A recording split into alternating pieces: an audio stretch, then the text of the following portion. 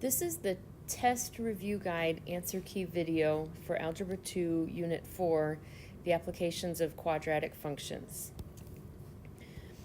The first page of this review guide, I'm not going to go over in the video, but I want you to, in a minute, I want you to pause the video and take a look at the different things that are listed on this first page. They're all things that we've practiced in class and that you should be able to do. Just notice that the top section here tells you how to find certain things about a quadratic graph using the graphing calculator. The second section talks you through how to solve some of these things algebraically. And in that third section at the bottom, it's specifically about the quadratic regression problems and those keystrokes for the calculator. Please remember that we are not going to give you any kind of cheat sheet or a list of calculator steps for this test, so you're going to need to know how to do all these things. We've done them plenty of times in class, and hopefully you've had a chance to practice, and we'll have a chance to have had a chance to feel comfortable doing each of these computations. So go ahead and pause the video, take a look over this, make sure everything seems familiar to you. So here we go. On the second page, there are actually two problems, and each of the problems describes a situation and then asks some questions. So what you're going to do for problem one is take a look at the problem, make sure you understand what's being done. It says throw an object into the air. Let's say that it's going to be a ball. We're going to throw a ball into the air, and the height is being modeled by this equation that's given. X is the time in seconds, Y is the height in feet. So you're going to grab your calculator. Remember that you always want to clear your calculator first, so go ahead and press second plus 712, and then go to the Y equals screen. And in the Y1 spot, which should be empty because you cleared your calculator, you want to type in this equation, y equals negative 2x squared plus 38x plus 10. And the first thing that you always want to do when you're doing a new graph is to just kind of hit zoom 6. Zoom 6, remember, gives you a graph that's all tens, positive and negative 10 in every direction. And sometimes you won't see even a small part of the graph off in the corner of the screen. Sometimes you'll see the whole graph, and if you can't see the important pieces of the graph, meaning if you can't see the intercepts, the x and y intercepts, and the vertex of the graph, then you're going to need to change the window settings. And so in this graph, you definitely can't see the vertex, and you probably can't see much of the graph. And so what I would like to ask you to do is to pause the video for a minute and just play with the window settings a little bit and see if you can find window settings that work with the equation that you're given here that give you a good idea of what the graph looks like, and so that you can see the vertex and the positive x-intercept. And in a minute I'll come back and give you those window settings that I used. So hopefully you found some good window settings, but just in case you're stuck, I used the x settings. I put x minimum at -3, and I put the x maximum at 20, and then for the y I set at the minimum y min at -3, and I put the y max at 200. And if you change your window settings to those numbers, and you'll never have to play with the scale, the x scale, y scale, or the resolution settings, don't worry about those numbers. But if you change the x min, x max, y min, y max to these numbers, that should give you a good view of the graph. And the way that looked on my screen, my calculator screen was something like this. And you have on your y-axis the values that represent the height in feet.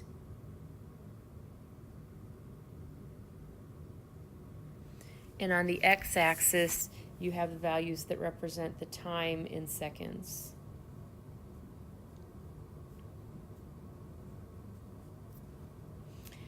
The next thing that you want to do is compute the y-intercept here, the maximum value here, and the x-intercept over here.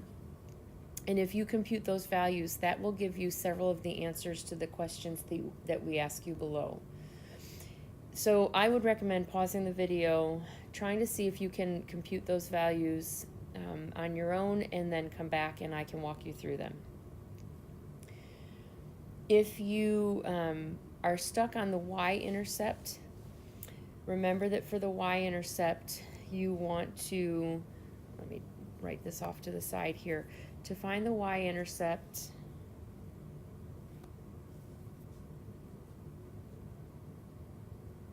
you want to do second trace, and then number 1 for value, and you want to set x equal to 0.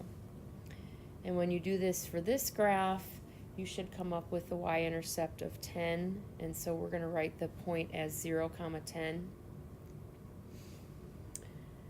The next thing that you want to do is to find the maximum, and that's that point at the vertex of the quadratic graph. And remember that you need to know the difference between a maximum and a minimum, and this point right here is a maximum. And so to find a maximum, again, you want to do second trace. And this time you're going to do number 4 for max. And then you're going to have that left bound, right bound thing. And that's where you want to kind of set your triangles. And it'll give you the triangles. And then you press enter again for guess. And you should get the values 9.5 and 190.5 for the x and y values of the maximum. And then the last value that you're going to want to find is the x-intercept. And so remember that an x-intercept on your graphing calculator is called a 0.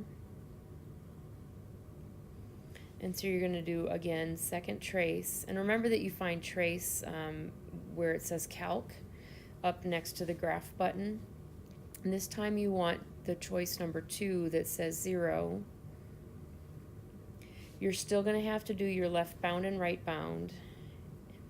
And so you're going to get the graph to put your little triangles up there. You want your x-intercept to be between those triangles, or what I've called in class the goalposts. And then you've got 19.26 for your x value, and 0 should be your y value.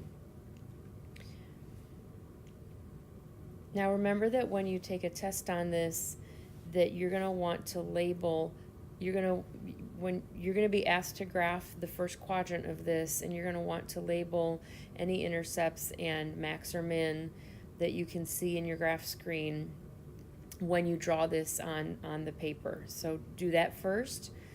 Put all your labels, and anything that can be 2 decimal places, you're going to want to label to 2 decimal places. So let's answer some questions about this situation.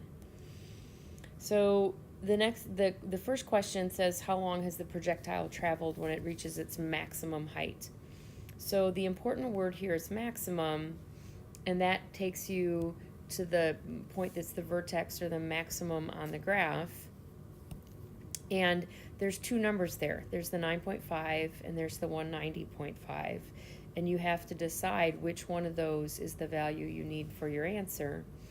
And remember that your x-axis represents time in seconds, and so you're going to want the x value as the answer to part B, so it's going to be 9.5 seconds. And remember that we're going to ask you to put a label on your answer.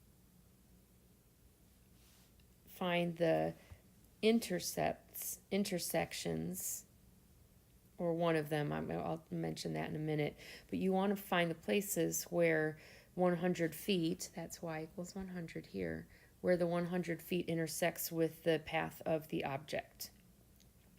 And so that would be those two red dots that I just made. Now notice that I made a note to you here on the descent. So notice that in the graph, the object is going up until it hits the maximum, and then it's coming down after the maximum. So really the piece of the graph that you want to find the intersection of is the intersection on the right. So this one right here. And in order to find that, you're going to go back to your trace or your calc screen. So here you're going to say, okay, second trace, and then it's number 5 for intersection.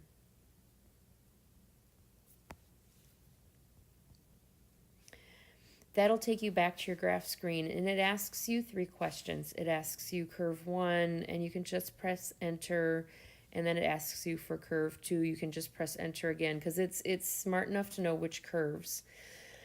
Only press the enter twice though, because then what happens is your calculator doesn't know if you're referring to the intersection on the left or the intersection on the right, and so you want to move your cursor. Just go right until the cursor is near the intersection that you're looking for, and then you want to press enter again. So you're going to move your cursor and then press enter again where it says guess. And what it should tell you at the bottom of the screen is x equals 16.23 and y equals 100. Well, the y equals 100 part we knew, and so what you want for your answer is the x value, which represents the time after how many seconds. And so it's going to be 16.23 seconds.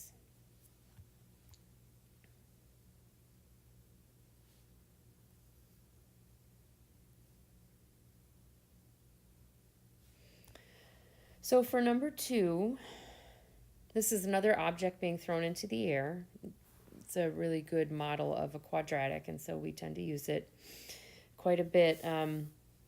So you've got a water balloon. You know what a water balloon is. It's a balloon, and you fill it with water, and it explodes pretty easily. And you know, you play games at picnics where you throw water balloons and they explode and people get wet. So you take a water balloon and it's catapulted into the air so that its height in meters after a certain number of seconds is modeled by that equation. So I would recommend clearing your calculator again. So second plus sign 712. Type this equation in, but remember that when you are typing into your calculator, you are going into the y equals screen, and you want to make anything that's not an x for the input, you want to make those things x's. So in this case, negative 4.9x plus 27x plus 2.4, and just change those t's to x's. Now on this graph, when you graph that, if you start with zoom 6, you'll see both sides of the graph, but what you won't see is the maximum y value, or the vertex of the graph at the top. And so you're going to need to change your y max. Take a minute and experiment with the way the window settings work for this, and then come back to the video and see what it looks like. So hit pause, and then I'll tell you that the window settings that I used were, for the x, I put an x min of -1 and an x max of 6. And for the y values, I put a y min of -1 and a y max of +40. Now, when you hit graph after you change the window settings, you should see something that looks more or less like this. And again, I would recommend that you turn off or you pause the video in a minute, and that you find these 3 points: the y-intercept, the max, and the x-intercept, and you use the same methods that you did up above. So go ahead and pause that and see if you can compute those 3 points. And so when you've done that, you should get that the y-intercept here is 0 and 2.4.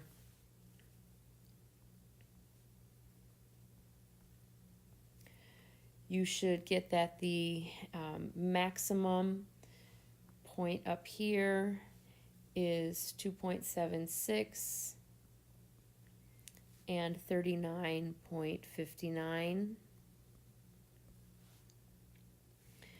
And then you should get that the x-intercept over here on the right is 5.60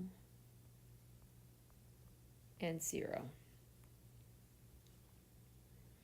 So double check those values and understand that some of those numbers will end up being answers to the questions that we have below. So, and also to interrupt myself, remember that we're going to expect you to have drawn and labeled your graph just like that on the test. So that'll be the first thing that we'll look for on the test. I also forgot to label the axes, so let's do that real quick. So it says that your y-axis is going to be your height in meters. And so your y-axis is your height, and this time the height is meters. And the problem also gives that your x-axis is going to be your time in seconds.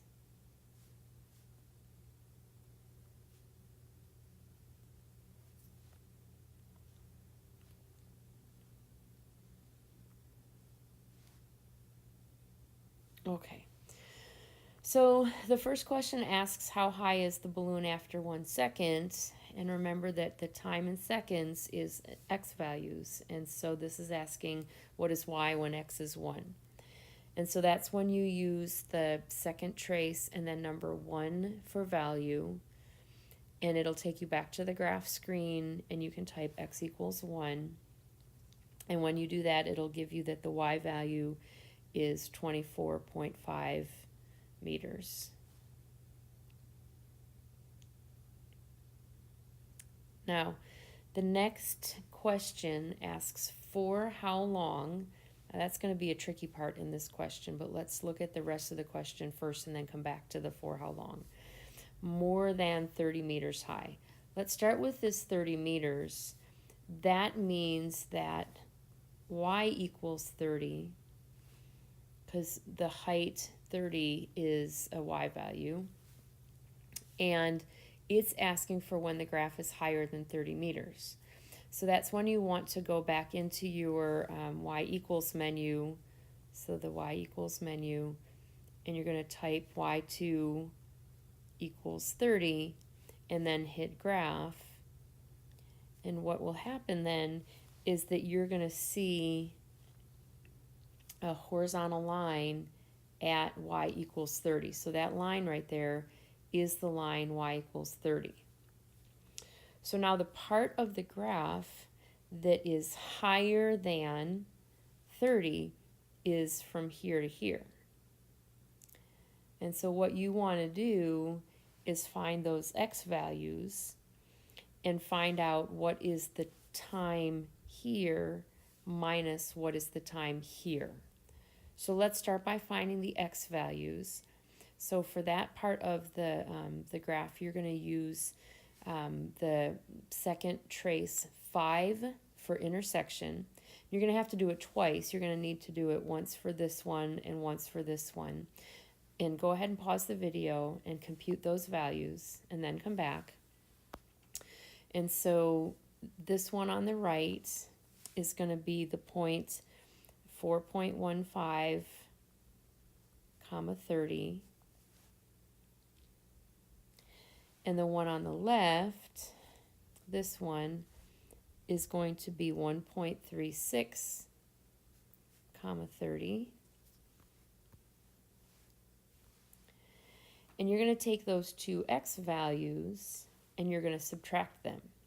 So for your answer for B, you're going to do 4.15 minus 1.36, and all of that equals 2.79. And what that says is that for 2.79 seconds, that ball is higher, or water balloon, I'm sorry, is higher than 30 meters.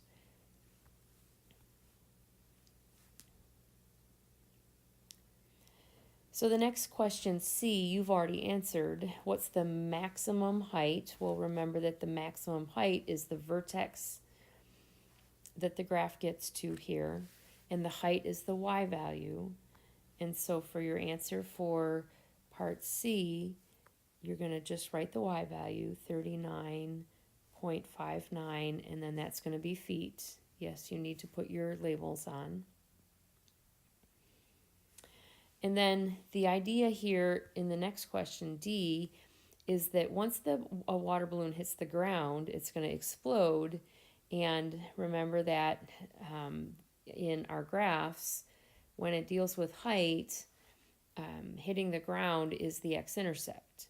And so we're going to use that x value of the x-intercept to answer this question. When will the balloon burst as it hits the ground? When refers to time. It's going to be at 5.60 seconds is when it's going to burst when it hits the ground.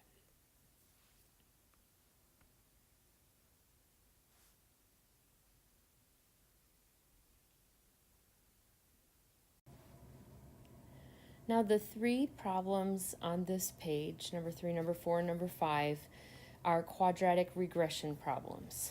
And so these are the problems that you will need to remember the calculator steps for. And hopefully we have practiced this enough in class, and you've practiced this enough on your own that you can remember the steps. It's very similar to the linear regression problems, and there's only one keystroke that's different. So take a moment and read that first problem to yourself. And then make sure that your calculator is clear. So second plus sign 712.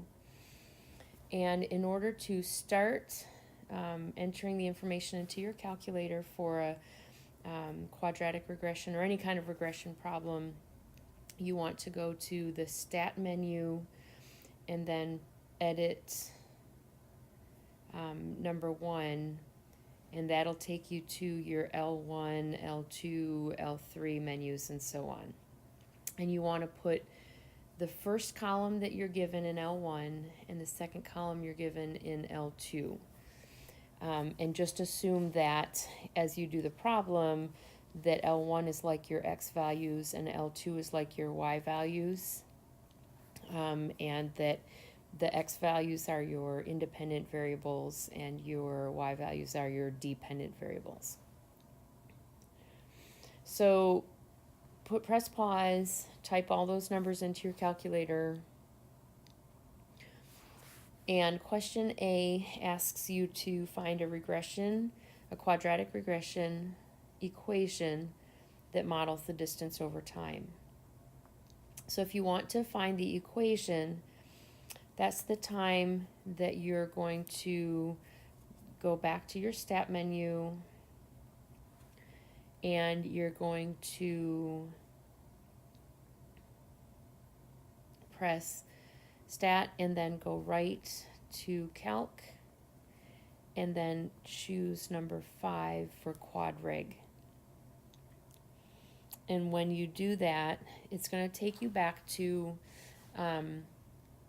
a screen where it asks you to verify that you've got your X values in L1 and your Y values in L2, and that's all good. Remember that when you get down to the thing that says store regression or equation or store reg EQ, that's when you want to do alpha and then trace, which is F4, and then enter so that you can put the Y1 into the store regression equation, and that's what's going to make the equation actually draw a graph. And so when you've done all of that, and I forgot a couple of steps a minute ago, but that's okay if you have been just following exactly what I'm saying. Let's start by writing the equation out. So when you go to calculate, it's going to give you an A, B, and a C value. And so those are your coefficients in your quadratic equation written in standard form.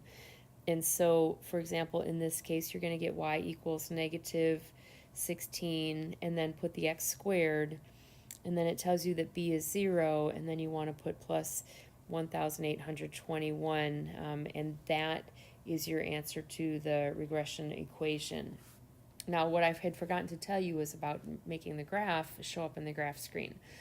So remember that you have to turn on your stat plot, which means that your calculator by default is set to the regular analytical graph of a function, and you want to turn it to switch it over to a statistical graph. So you're going to press second y equals, which it says above the y equals button, it says stat plot.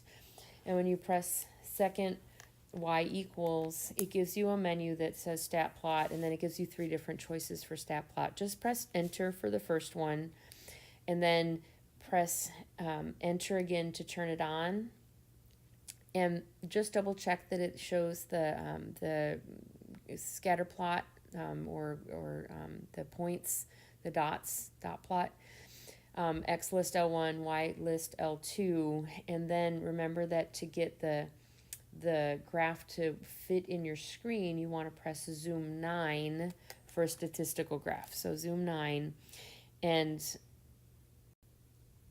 when you do that, the graph that you see should look something, and you don't need to draw this, but I just kind of want to be able to talk about it, but the graph that you see should look something like this, and has a number of points kind of along the way like that. And so now you want to use that graph to answer these questions. Please remember that you cannot, even if you want to, answer the next 3 questions until you're actually looking at the graph of both the scatter plot points and the regression line. So you have to see both those dots, the dots on the graph, and the line that goes through them in order to answer the next several questions that you're being asked here. So for example, what was the distance of the penny from the ground after 5 seconds? Well, is distance an x value or a y value? Distance is a y value, so your answer is going to be a y value, and it's giving you an x value here, the 5 seconds. Time is an x value, and so 5 is going to be an x value. And so if you're given an x value, that's when you want to do second trace, and then number 1 for value, and you're going to type in x equals 5 when it takes you back to the graph screen. Press enter, and it's going to tell you that y is equal to 1,421.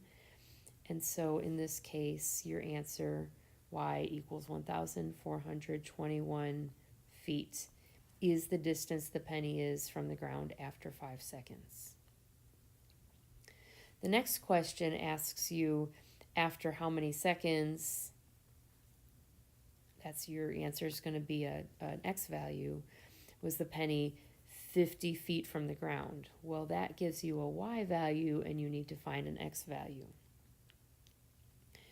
And so in order to do that, you're going to go to your y equals screen. Go to your y equals screen, type y2 equals 50. And then you want to go back to graph. And when you go back to your graph menu, what you'll see is a horizontal line. It looks really close to the bottom, but that's enough of the graph that section of the graph right in here, that's enough of the graph in order to answer that question, because what you want to find is the intersection here of the original graph and that line that is y equals 50. And so at this point, you're going to do second trace, and then you want number 5 for intersection. And I'm over here pressing second trace on my own calculator. So second trace number 5 for intersection, so intersect. And then remember that when you do that, you have to press enter twice, because the calculator's going to know which curve you're looking at. So for enter, first curve, second curve. But then you want to kind of move the cursor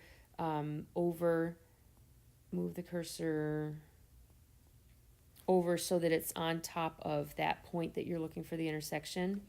And then you can press enter one more time, and it should show you that the intersection is around x equals 10.52 and y equals 50. And so the 10.52 is your answer there.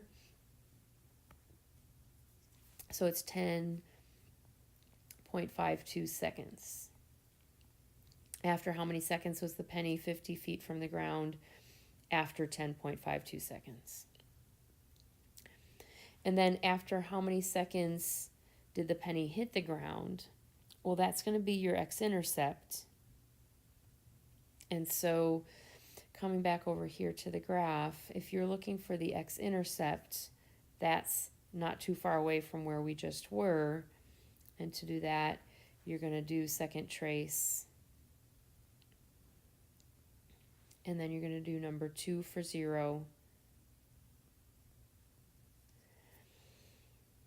And you're going to need to do your left bound and your right bound. Make sure you understand how to do left bound, right bound, that you want to get one of your left bound somewhere around here, and your right bound has to be maybe even off the graph screen, which is fine, but you want to make sure that those y values for the right bound are negative y values. And then when you hit enter the last time for the guess, it should give you that your x-intercept is at 10.67. Remember, your x values are time in seconds. And so this is basically saying that the penny hit the ground after 10.67 seconds. Now, for number 4, take a minute, pause the video, and read this to yourself. And then notice that in the first question, it asks you to use January as month 1, February as month 2, and so on. And so you're just numbering the months of the year. And so when you type this very short list of data points into your calculator, remember that January is 1, January, February, March. March is month 3, January, February, March, April, May. May is month 5. So why don't you pause the video?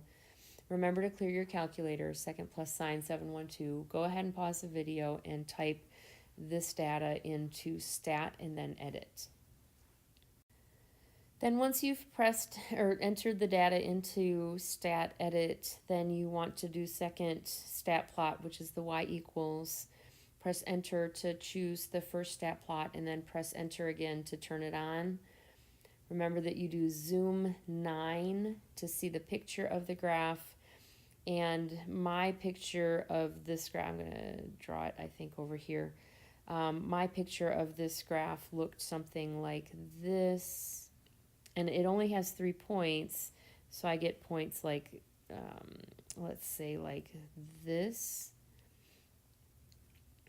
Okay, but then it wants you to find the quadratic model. Well, the quadratic model means the equation of the regression line. And remember, to find the regression line, you go back to stat and you do calc, and then you do number 5. Go down to store regression equation and do alpha trace, and then enter for y1, and then click on calculate, and calculate gives you your a, b, and c values. And so in this case, for letter A, y equals 2x squared, your a value is 2, minus 28x, your b value is minus 28, and plus 108, your C value is 108. Part B asks you to predict the number of skis sold in November. And your pairs of skis, that's a Y value. November, well, that's an X value, and November is the 11th month. And so November is X equals 11. So for part B, you are going to do second trace, and then number 1 for value, and then X equals 11. And when you do that, you should compute that the Y value is equal to 42, and that's 42 pairs of skis. Remember that you want to label your answer.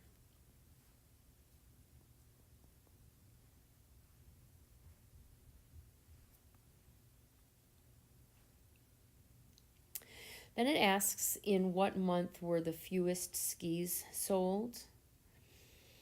And so that means that you're looking for a minimum. And so why don't you just make a note to yourself that that word fewest here is referring to a minimum. So you're looking for the minimum on the graph. And I didn't point out that when you finish drawing your graph, the curve should look like this. So your minimum is probably going to be off the screen somewhere over here on the right. And so you want to extend before you actually do the computation, because you know that this point right here is X equals 5. And so I keep interrupting myself. You know that because it's the biggest number in the X values on your chart. And so what you want to do then is make sure that your X values is farther over, because I know that this graph, if I were going to continue it, it would go up in this direction, and I'm not sure if my minimum is already contained in the window. So I'm going to make that window go maybe to X max. Let me change the X max, I don't know, to 10 or 11, and let's see how that looks. And so I'm going to change the X max to, let's say, 11, just to be safe. And I want to make sure that when I look at it, I can see the graph coming back up. And in this case, when I change the X max to 10, I can definitely see the graph coming back up. And so this question is asking me to find the minimum value. And so I'm going to do second trace to find that value, second trace, and then minimum is number 3. You're going to have to do your left bound and your right bound stuff, and then press enter for guess. And what you should get for part C then, for the month that the minimum number of skis were sold, is you'll find that X is equal to 7 when you compute your minimum there. Well, it's asking in what month. And if somebody walked up to you on the street and said, in what month does something happen, you're not going to say month 7. If it's telling you to number the months, January is 1, March is 3, May is 5, if May is 5, then June is 6, and then month 7 is going to be July. So your answer here would have to be July. So in July, the fewest number of skis are sold. And so there's problem 4 for you.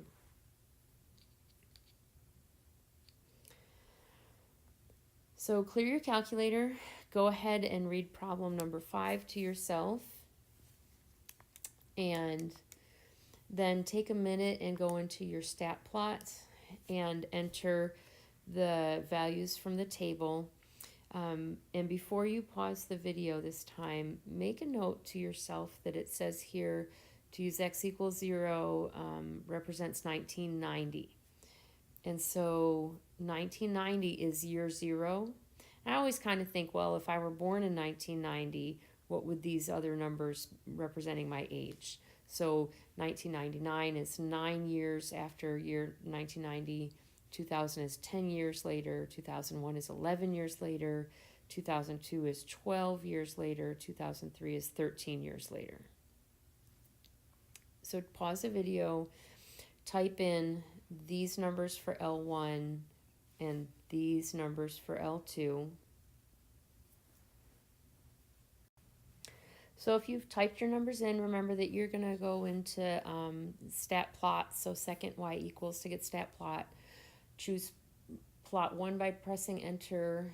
Turn the stat plot on by pressing enter again, and then zoom 9 to actually look at the graph. And when I press zoom 9 to look at my graph, I get kind of an awkward looking graph. It looks a little bit like this, and then it goes way up at the very last point. And then the next question asks you to find the regression equation. So that's when you do stat again, and then you go to the right to find, to do the calc menu, and then you want number 5 for quadratic regression. It gives you an A, B, and a C for your coefficients in the quadratic equation.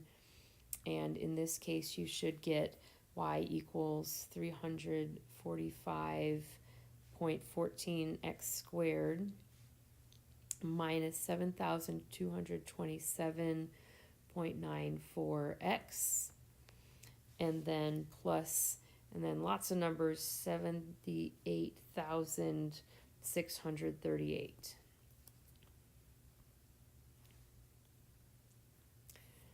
Now, remember that when you compute your quadratic regression, that you want to store the regression equation in y1 so that you can see the line when you've drawn the graph. Because if you can't actually see the line, then you're not going to be able to do parts B or C.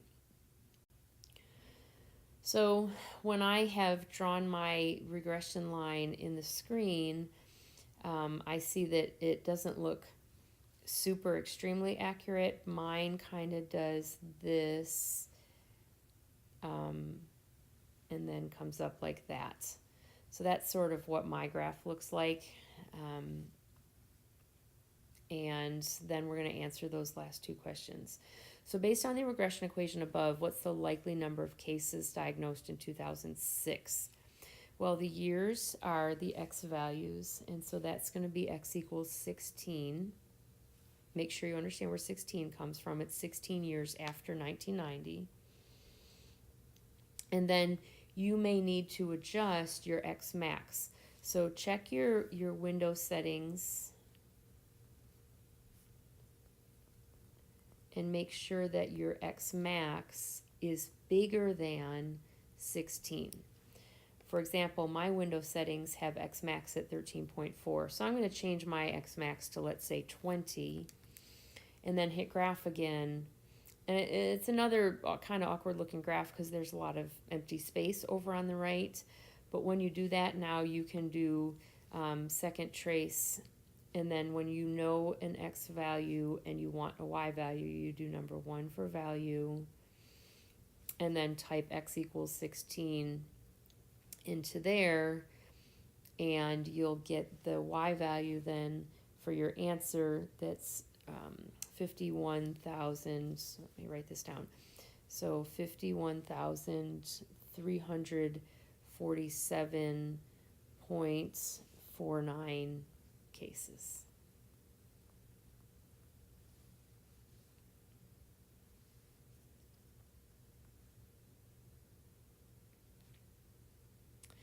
And then finally, based on the regression equation above, in what year was the predicted number of AIDS cases up to 48,000?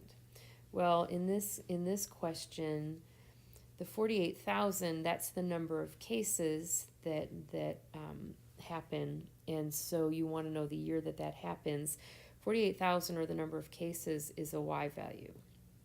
And if you're given a y value and you want to find an x value, you go to the y equals screen and type that number into y2. So you're going to go to y2, you're going to type in 48,000, and in this case you want to check your y max in the window to make sure that it's bigger than 48,000. So I've gone down to y2 equals, I've typed in 48,000, then I go to window. My max is 43,000 something, with 43,000 and change. And so I'm going to change my y max to a number bigger than 48,000. So I think I'm going to make my y max 50,000, let's just say. So 50,000, and go ahead and hit graph again.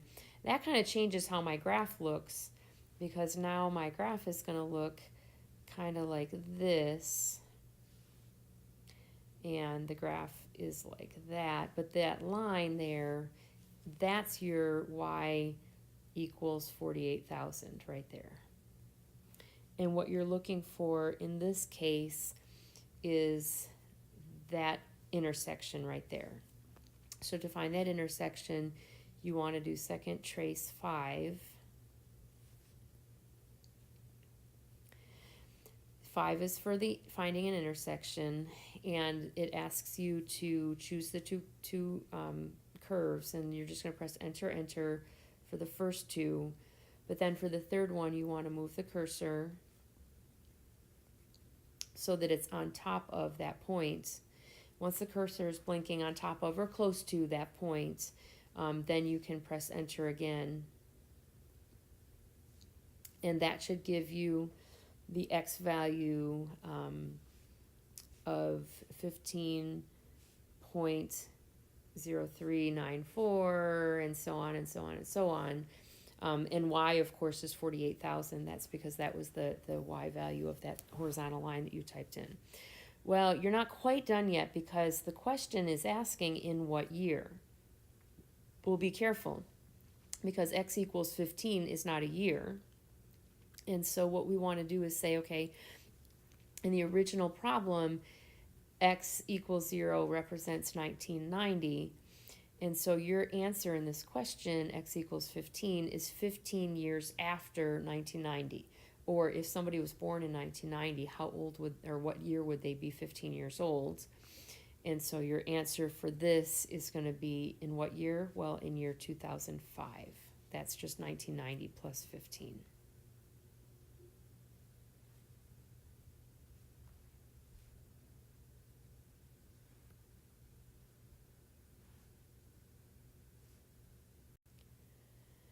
Now, each of these three problems, 6, 7, and 8, are done the same way. So I'm going to walk you through number 6, and then I'll just give you the answers for number 7 and 8. Remember to clear your calculator in between all of these problems, and it'll help you out. So clear your calculator, second plus sign 712, and then notice that it's asking you to find an equation of best fit for the given data points. This is a unit 4. Everything we do in this unit is quadratic. So you're going to use quadratic equations for the equation of best fit for each of these. And so go into stat and then edit and go to the place where you can see L1 and L2. And all of your x values are going to be typed into L1. So you're going to go into L1.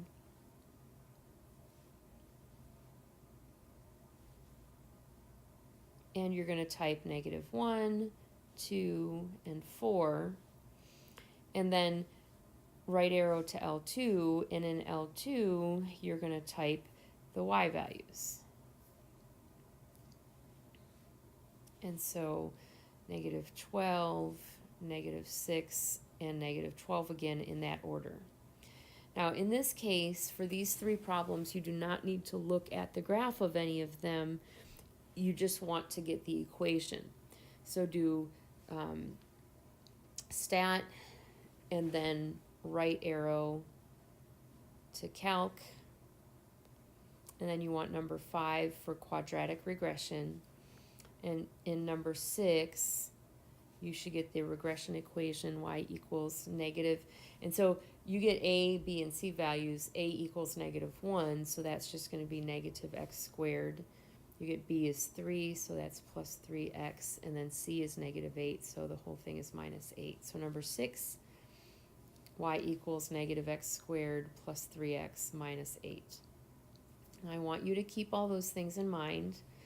And I want you to clear your calculator, and then try number 7, clear your calculator again, try number 8, and then turn on the video again and check your answers. And so go ahead and pause the video now and work on 7 and 8. Okay, so for number 7, you should have gotten y equals negative x squared minus 4x minus 8. And then for number 8, you should have gotten y equals 3x squared minus 6x. And so in number 8, your C value, or the final of the 3 values, should have been 0. So there's 6, 7, and 8 for you. The rest of this packet, the rest of this page, and the entire next page are about solving systems of equations. And so remember that a system of equations is when you have more than one function graphed on the same graph space, or you have 2 equations that you're working with at the same time. So in number 9, you're going to look at each graph individually, and you're going to tell how many solutions the graph has. Now be careful, because if you only have one function graphed, the solutions are where the graph hits the x-axis. But if you have 2 functions graphed, like in these graphs, your solutions are where the 2 graphs cross over each other. They're the intersections of the 2 graphs. And so in this problem, you've got 2 solutions. In this next graph, there's no place where those graphs intersect. And so this graph here has no solutions.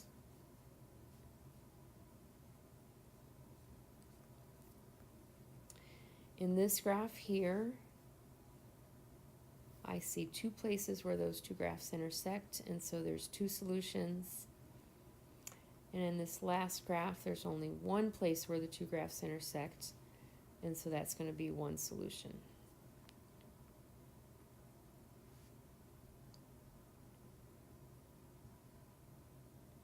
Now, in number 10, you're going to actually be creative and draw graphs that have a given number of solutions.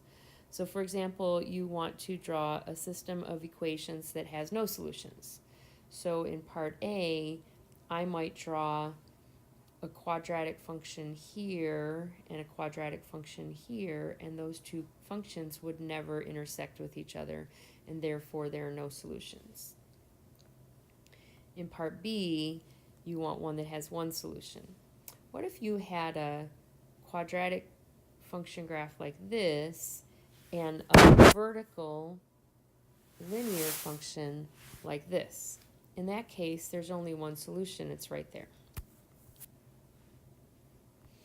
In part C, you're going to draw something, a system of equations that have 2 solutions.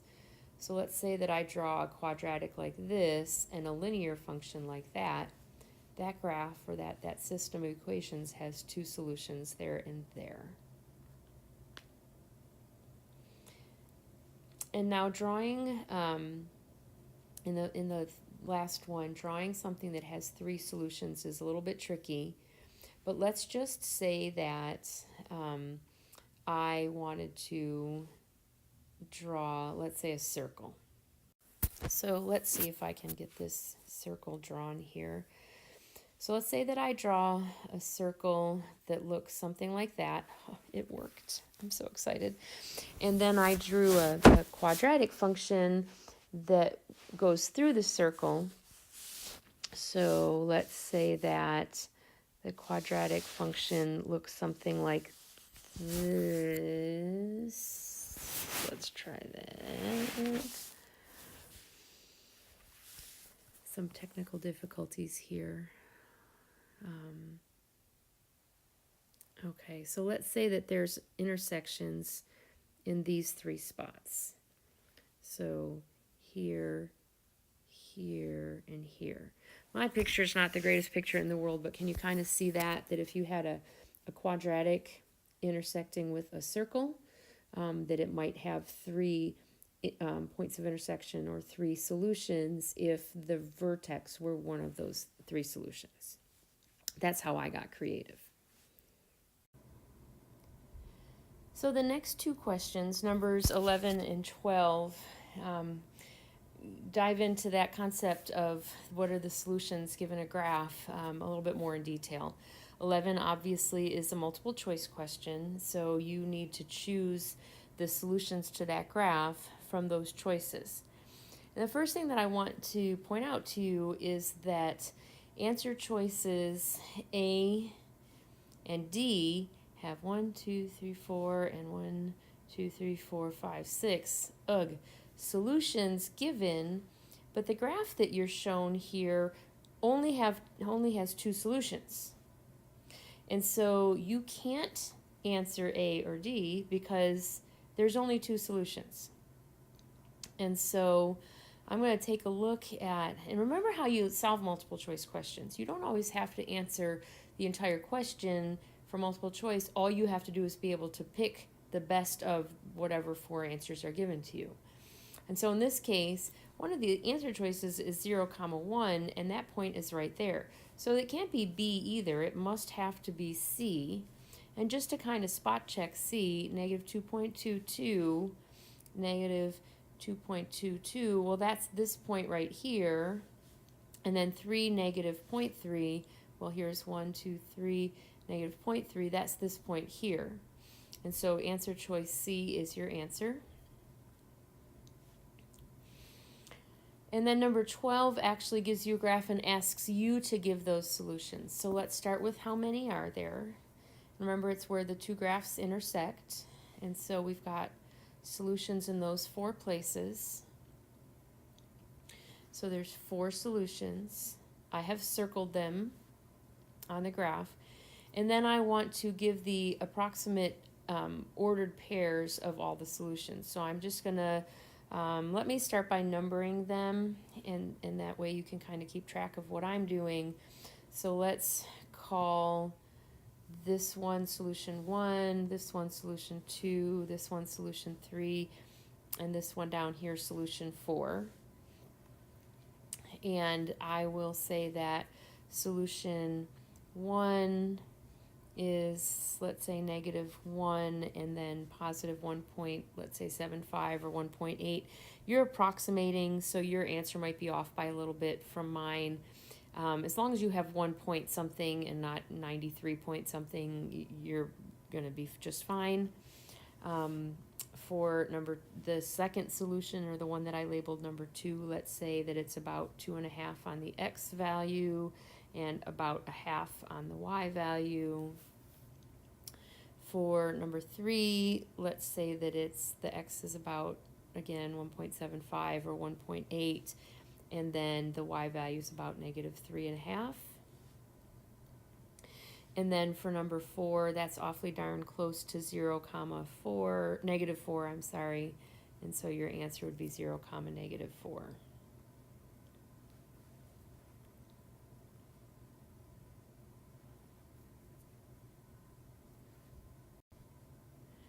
Now for the last page, what we want to do is for these first 2 questions, draw graphs of the equations given and find the solution, meaning find the place where the 2 graphs intersect. Now, if I were you, I would use your graphing calculator to come up with the point values.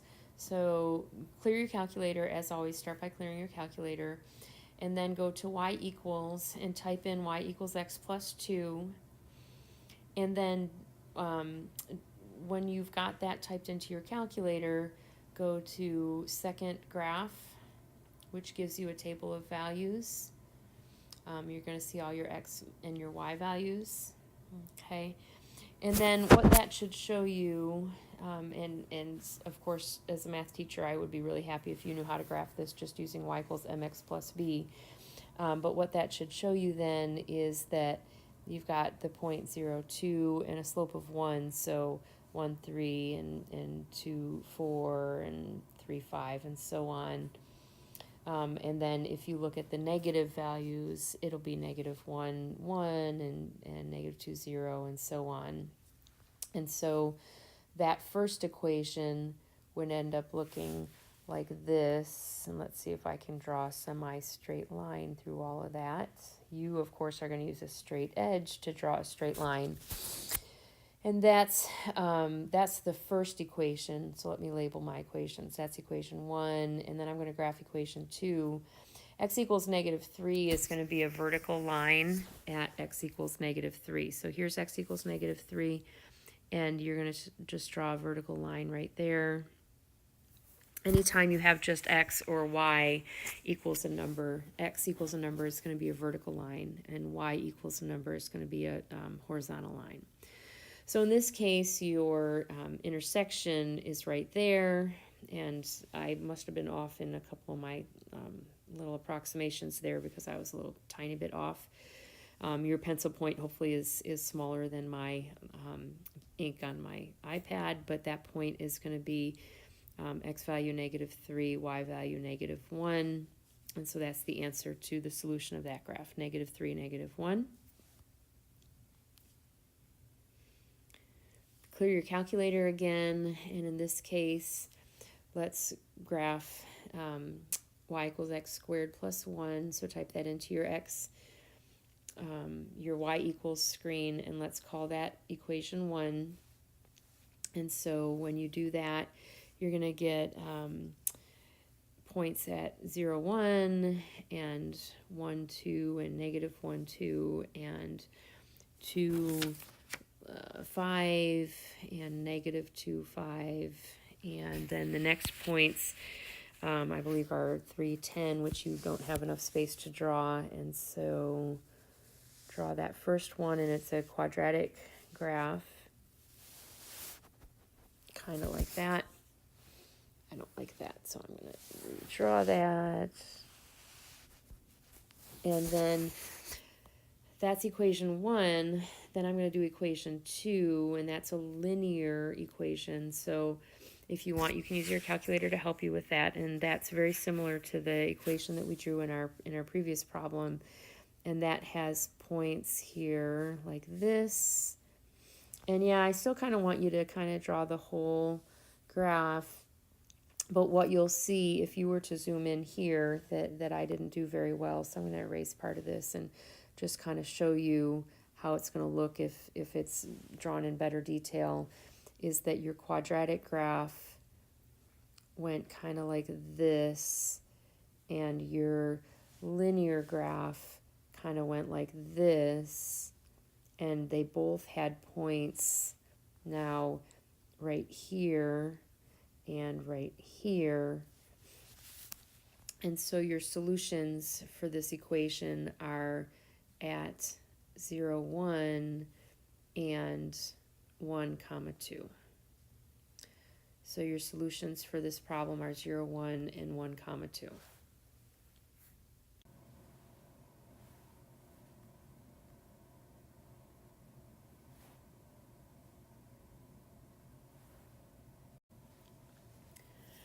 I noticed as I was finishing up numbers 13 and 14 that I had the wrong version of the review guide, and so I needed to make a second video. Hopefully later I'll be able to splice these two together and you won't know what I'm talking about, but at this point I may end up having to add a second video for the last 4 problems in your packet, so my apologies if that's the case. But let's take a look at 15 through 18. Please notice that the directions say that you should be solving only algebraically and that you have to show all your steps. Now, is there the possibility that you could manage to enter the 2 equations into the graphing part of your graphing calculator and look for the intersections of the 2 functions and just write the points that your calculator tells you? Sure, there is that possibility, and you certainly have the knowledge to do that because we've done that on the previous problems. But remember that you also need to be able to show that you can solve these problems algebraically, which means not graphing it in your graphing calculator. So let's start by changing each of the equations into a form that starts with y equals. And so here I'll take the first equation, and I will x squared minus y equals 5, and I'm going to add 5 to both sides, so x squared equals 5 plus y, and then I'm going to subtract 5 from both sides, so I get x squared minus 5 equals y. So that's equation 1. And then let me look at equation 2, and I'll also solve that one for y. Let's see if I can squeeze that in over here. So in equation 2, we're given negative 3x plus y equals negative 7. And I'm going to add 3x to both sides, so I end up with y equals positive 3x minus 7. That's the second equation. And then what I want to do is take the part of each of these equations that is across from the y. So not the y equals, but the other part. And I want to set those two half equations equal to each other. And so the next step of solving here is going to be to take the x squared minus 5 and set that equal to 3x minus 7. And then I'm going to solve this equation for x. Now, it's a quadratic equation. You can tell that it's quadratic because it starts with, or it has an x squared in it. And so I want to get everything on one side of the equation and set equal to 0. So I'm going to subtract 3x from both sides. And then I'm going to add 7 to both sides. So I end up with x squared minus 3x plus 2 all equal to 0. Now, you're going to take that left-hand side of this equation and you're going to factor that. So you might want to pause the video for a minute to factor that. When you do that, you end up with x minus 2 times x minus 1. All of that equals to 0. And then remember that when you've got two factors set equal to 0, that you take each factor individually and you solve each factor equal to 0. And so on this side, x equals positive 2, and over here, x equals positive 1. But you're not done. Remember that your solutions to a system of equations, which means that you have two equations, they have to be written as ordered pairs. So what you're going to do now is you're going to take each of the two solutions that you got, x equals 2 and x equals 1, and you're going to take them individually and you're going to substitute them back into one of the two equations. So it doesn't matter which of the two equations you use. I like to use the linear, so if there's a linear equation, to me that's easier than using x squared. So I'm going to go back to y equals 3x minus 7, and then I'm going to take x equals 2 and x equals 1. I'm going to do this twice and substitute it into y equals 3x minus 7. So for x equals 2, I'm going to start with y equals 3x minus 7. And then I'm going to substitute, so y equals 3 times 2 minus 7. And you can plug all that into your calculator, and y equals 6 minus 7, which is negative 1. And then for the x equals 1, use the same equation, y equals 3x minus 7. Substitute 1 for the x, so y equals 3 times 1 minus 7. 3 times 1 is 3, and 3 minus 7 is negative 4. And remember that when you do this, you want to pair x equals 2 with y equals negative 1. That's your one solution. And then the x equals 1 paired with the y equals negative 4. So your answers for this problem, your solutions for this problem, are 2 comma negative 1 and 1 comma negative 4.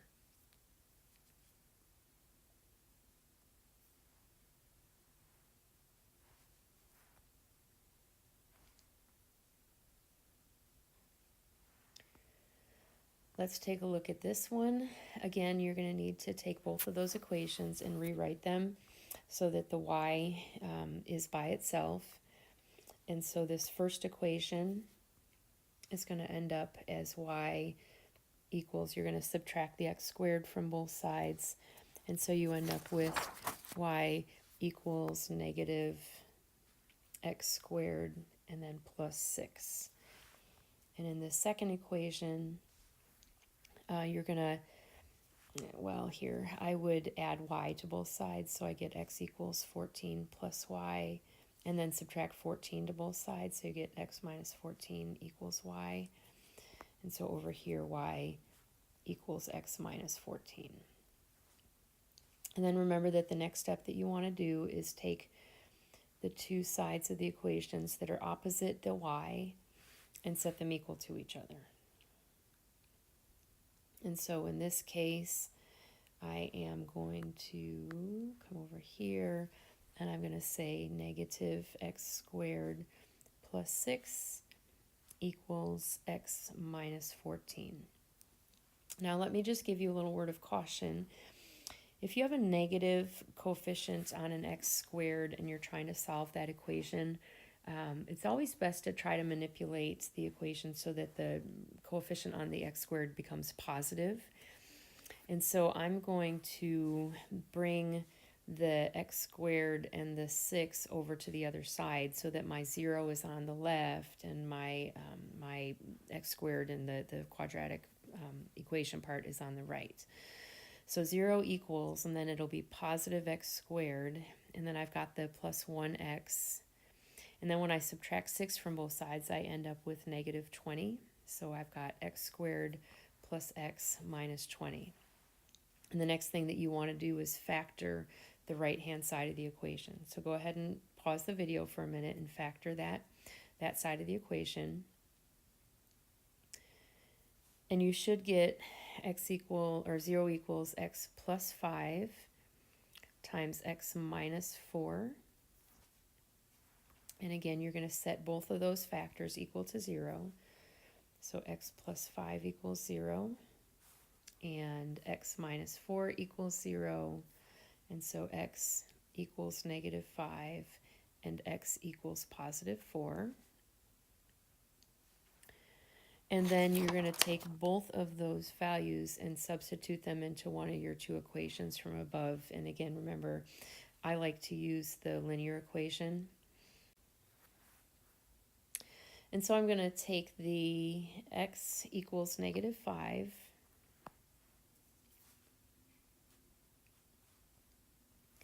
And I'm going to substitute that into y equals x minus 14 so that I have y equals negative 5 minus 14, and so y equals negative 19.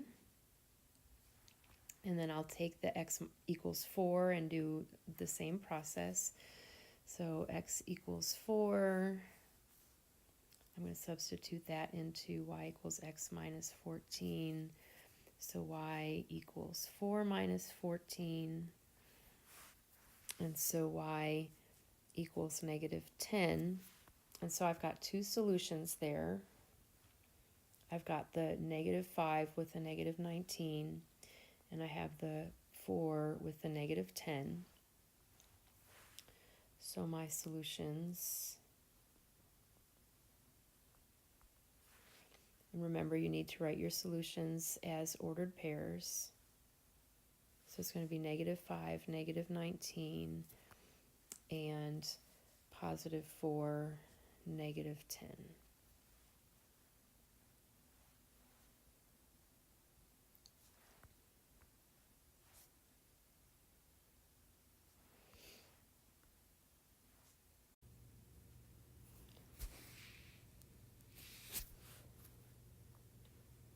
So let's go through that same process for number 17. We'll start by taking each equation and rewriting it so that it's in the form of y equals. And so the first equation then becomes positive y equals 3x plus 2. I'll let you do the computation on your own off to the side. I would add y to both sides and then add 2 to both sides, and I then flipped the sides. With the second one, when you add y to both sides here and here, 0 plus anything is just that thing, and so you end up just with y by itself, and 2x squared by itself, which is kind of nice when you're writing two sides of an equation to set equal to each other. So you're going to take the 3x plus 2 and the 2x squared and set those two sides of the two equations equal to each other. And I'm going to put the 2x squared first, equals 3x plus 2. It really doesn't matter. But the goal is to make sure that that stays a positive 2x squared, which will make it easier to factor. So now you've got 2x squared minus 3x minus 2 equals 0. And you want to take the left-hand side of this equation and you want to factor that. So you end up with, well, why don't you go ahead and pause the video. You factor that, use the box method to factor. And then when you come back, you should get 2x plus 1 times x minus 2 equals 0. And then set both of those factors equal to 0. 2x plus 1 equals 0. And x minus 2 equals 0. And then solve both of those equations. 2x equals negative 1, so x equals negative 1/2, or x equals positive 2. And remember then that your next step is to take both of those x values, substitute them into one of or the other of the original equations, and then solve for the two y values. I like to use a linear equation, and so I'm going to go back up here and I'm going to use the 3x plus 2 to solve for those. So let's start with the x equals negative 1/2, and I'm going to use the equation y equals 3x plus 2, and I'm going to substitute negative 1/2 where the x is, and in your calculator, of course, you can type negative 0.5. Just make sure you got the negative there. And what you should get for that one is positive 1/2 or positive 0.5. And then I'm going to do the same thing with x equals 2. And I'll use the same equation, y equals 3x plus 2. And I'm going to substitute the 2 where the x is. And then that's going to give me y equals 8. And so now you have the x equals negative 1/2 with the y equals positive 1/2, and the x equals 2 with the y equals 8. And so then you're going to list your solutions as ordered pairs. And your first solution is negative 1/2 and then positive 1/2. And your other solution is 2, 8.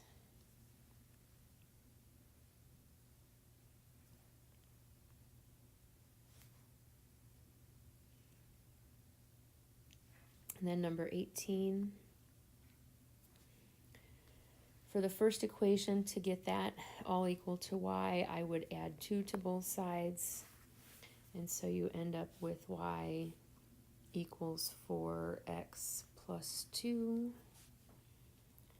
And then here I would subtract x squared from both sides, so y equals negative x squared plus 2. Now, when you set these two equations equal to each other, 4x plus 2 is equal to negative x squared plus 2. Remember that I had said that I like to make sure that my x squared has a positive coefficient. It just makes it easier to factor. And so when I do that, I'm going to bring both the x squared and the 2 from the right to the left. So I'm going to, basically my thinking is add x squared here and subtract 2, add x squared. So now my x squared is going to have a positive coefficient. But the other nice thing that happens here is that the 2's cancel. So I end up with x squared plus 4x, but positive 2 minus 2 is just 0. And so, of course, the other side is 0. And so now you have something that's really straightforward to factor. Just factor a GCF, take out the x, and you've got x times x plus 4. And when you have a GCF like that, if it's a variable, you just set that equal to 0. So x equals 0, x plus 4 equals 0. So the x values of my answers are going to be x equals 0 and x equals negative 4. Then I'm going to take both of those values and I'm going to substitute them into one of the two equations. I like to use the linear equation. And so I'll start with x equals 0. And I'm going to use y equals 4x plus 2. So y equals 4 times 0 plus 2. Nice, because 0 plus 2 is 2, so y equals 2. And then my other solution is negative 4. So x equals negative 4. Y equals 4x plus 2. So I'm going to substitute the negative 4 for the x.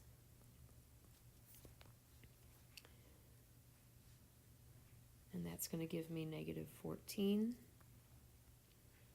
So remember that you pair the 0 with the y equals 2 and the negative 4 with the negative 14. And so your solutions